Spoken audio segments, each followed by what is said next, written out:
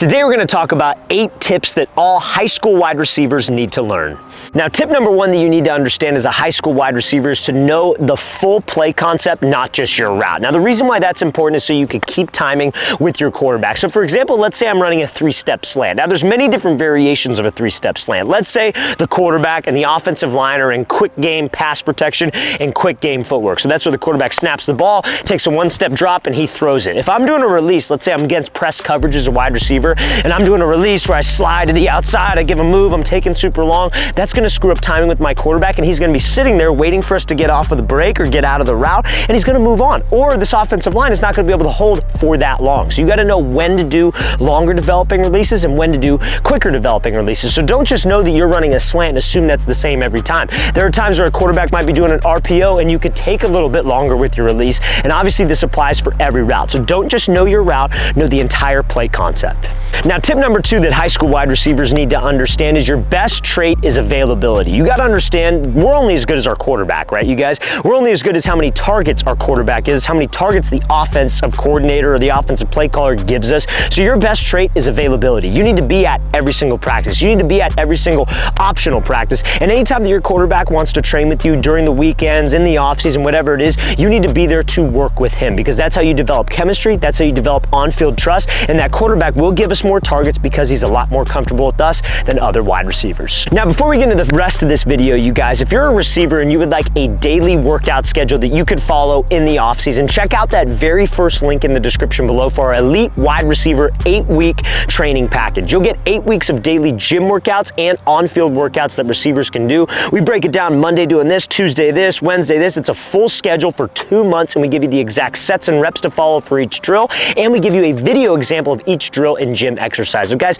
if you want some more information on that, again, check out that very first link in the description below. Let's get back to these tips. Now, the third thing that high school wide receivers need to understand is that you should play multiple positions for recruiting purposes. Like, I get it, guys, you want to specialize, you want to be a wide receiver, and when you get to the next level, 99% of the time, with the exception of maybe Travis Hunter, you're going to have to pick one position. But at the end of the day, and I'm assuming all of you watching this are high school receivers who want to play football at the next level, college coaches want playmakers, and they want explosive playmakers. But a lot of times, guys, as a receiver, we're in an offense that maybe doesn't pass the ball. If you're in a pass-heavy offense, you are still running the ball 30% of the time, where that takes you out of the play. Yes, you can block, but there are only so many like highlights you could create from just blocking film. So playing multiple spots on the field is one of the best things that you could do to help with your recruiting process. Play safety, play DB, play special teams. Those are all opportunities for you to make plays, and college coaches want explosive playmakers. The top-rated athletes every single year are always labeled athletes, ATH, not necessarily just a wide receiver. Now, the next thing that high school wide receivers need to understand is that when making a highlight tape to send to different college coaches, we briefly touched on this in the last tip that we went over,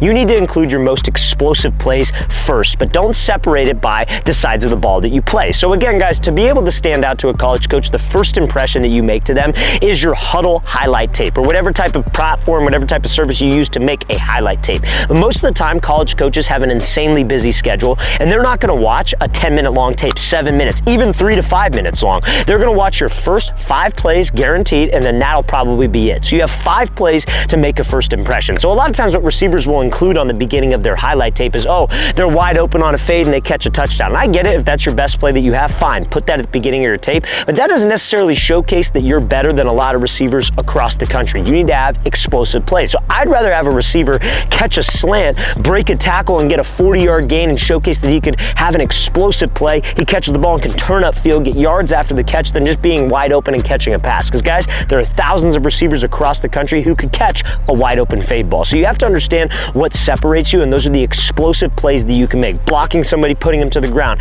getting yards after the catch, an explosive play where you turn a slant up into an 80-yard gain. Those are the types of plays that college coaches want to see, because not everybody can make that play.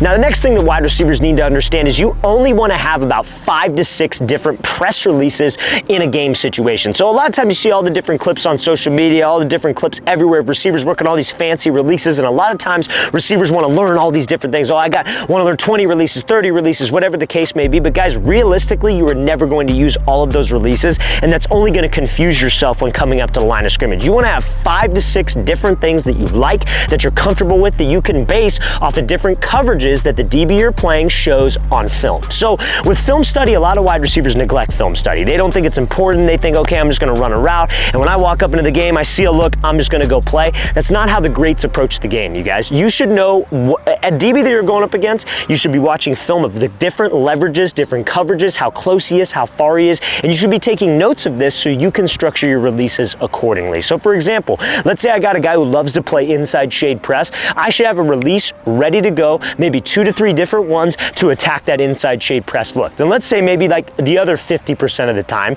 he plays outside shade press. I should have a release that attacks outside shade press, and I should have 5 to 6 different things at the absolute max that I'm comfortable with, that I know I can use based on the looks I see on film.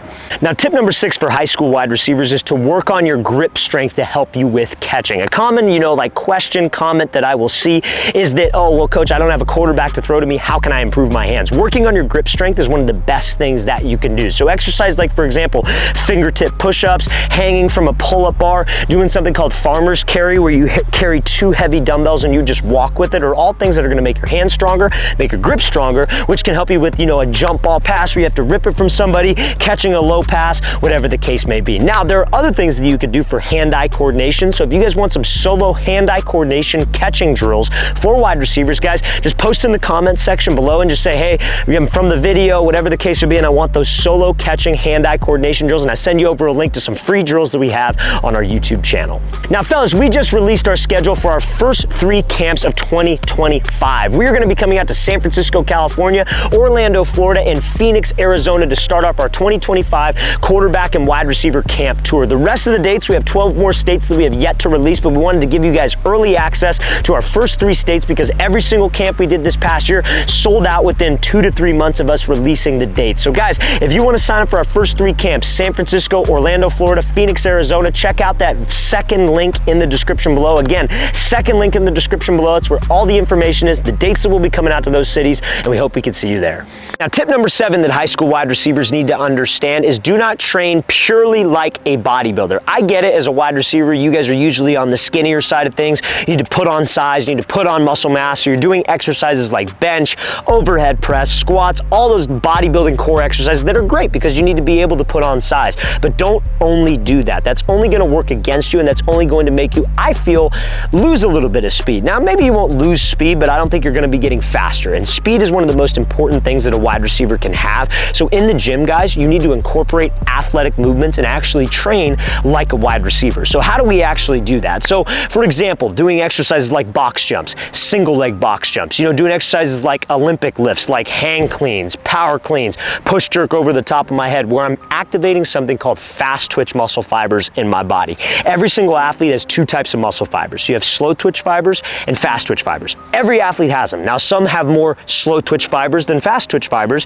which is why they're slower. They might be better though at long distance running than a football player would be at, like sprint, or like a football player would be at running long distance. Now, somebody who has more fast twitch fibers would be better on a sprint and could maybe recover a little bit faster than a guy who has more slow twitch fibers. You want to exert all out effort, and that's how you can increase the amount of fast twitch fibers in your body. So in the gym, you need to do exercises that exert all out effort and not just train like a bodybuilder, so you can still keep your speed and keep your skills on the field.